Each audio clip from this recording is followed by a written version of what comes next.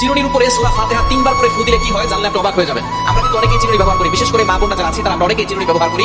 আবার অনেক মা বোনদের মাথায় অনেক সমস্যা থাকতে পারে, মাথা ব্যথা হয় এবং মাথার চুল উঠে যায়, চুলের গোড়া নরম হয়ে গেছে, চুল বারবার উঠে যায়। তো এই সূরা ফাতিহার ভিতরে আল্লাহ পাক রব্বুল আলামিন শিফা দিয়েছেন কিভাবে আমল করলে এবং চিরুনির সাথে আমল করে রাখলে আল্লাহ পাক রব্বুল আলামিন আপনাকে অসুস্থতা থেকে সুস্থতার নিয়ামত দিবেন এবং আল্লাহ তাআলা বিপদ আপদ থেকে হেফাজত করবেন, আপনি সুস্থ থাকতে পারবেন। এটা কিভাবে করবেন আমি জানিয়ে দেব। তবে সূরা ফাতিহার ভিতরে যে শিফা সেটা অনেকে জানি না। কোরআনুল কারীমের ভিতরে আল্লাহ পাক রব্বুল আলামিন শিফা রেখেছেন।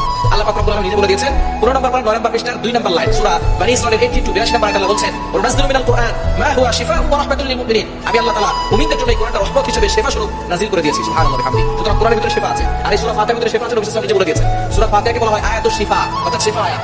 এই সূরা ফাতিহার ভিতরে অনেক শিফা আছে। আপনার পেটে ব্যথা, আপনার যে কোনো জায়গায় ব্যথা হচ্ছে, আপনি সূরা ফাতিহা 7 বার করে পানিতে ফুটিয়ে খাবেন, দেখবেন আল্লাহ তাআলা ব্যথা কমিয়ে দিয়েছেন। আপনি অসুস্থ, প্রচন্ড জ্বর, সূরা ফাতিহা 7 বার করে পানিতে ফুটিয়ে খাবেন। অবশ্যই ইয়াকিন থাকতে হবে, বিশ্বাস থাকতে হবে যে আল্লাহ তাআলা আমাকে এই সূরা ফাতিহার মাধ্যমে শিফা দান করবে। আপনি খাবেন, দেখবেন আল্লাহ তাআলা শিফা দিয়ে দিবেন। সুতরাং ইয়াকিনের সাথে বিশ্বাস দান করবেন।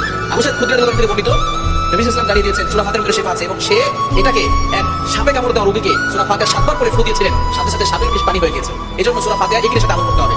দেখুন আপনি সূরা ফাতিহা প্রথমে ওযু করবেন, 3 বার দুরূদ শরীফ পড়বেন, এরপরে সূরা ফাতিহা 3 বার পড়ে শেষে আবার 3 বার দুরূদ শরীফ পড়ে চিরুনিতে ফু দিবেন। ফু দেওয়ার পরে বিসমিল্লাহ করে মাথা আঁচড়ালে ওই মাথা থেকে চুল পড়বে না, মাথা ব্যথা কমে যাবে এবং মাথার বিভিন্ন রোগ থেকে আল্লাহ পাক রব্বুল আলামিন তাকে হেফাজত করবে। অসুস্থ থাকলে আল্লাহ পাক রব্বুল আলামিন তাকে সুস্থতার নিয়ামত দিবেন। এজন্য অবশ্যই সুস্থতা হচ্ছে বড় একটি নিয়ামত, আর মাথা ব্যথা হচ্ছে বড় সমস্যা। মাথা ব্যথা হলে আর মাথাকে জাগিয়ে রাখা যায় না, শুয়ে পড়তে হয়। অনেক সময় দেখা যায় শরীরেও কাজ হয় না, এজন্য অনেক সময় দেখবেন মাথা ব্যথা হয় এবং মাথার বিভিন্ন সমস্যার কারণে চুল পড়ে যায়। তো সূরা ফাতিহা পড়ে যদি চিরুনিতে ফু দিয়ে আপনি মাথা আঁচড়ান, তাহলে দেখবেন আপনার চুল পড়া বন্ধ হয়ে যাবে এবং মজবুত হবে গোড়া এবং আপনার মাথার সকল সমস্যা দূর হয়ে যাবে। আল্লাহ আমাদের সকলকে সূরা ফাতিহার মাধ্যমে শিফা দান করুন, সকল বলেন আমিন।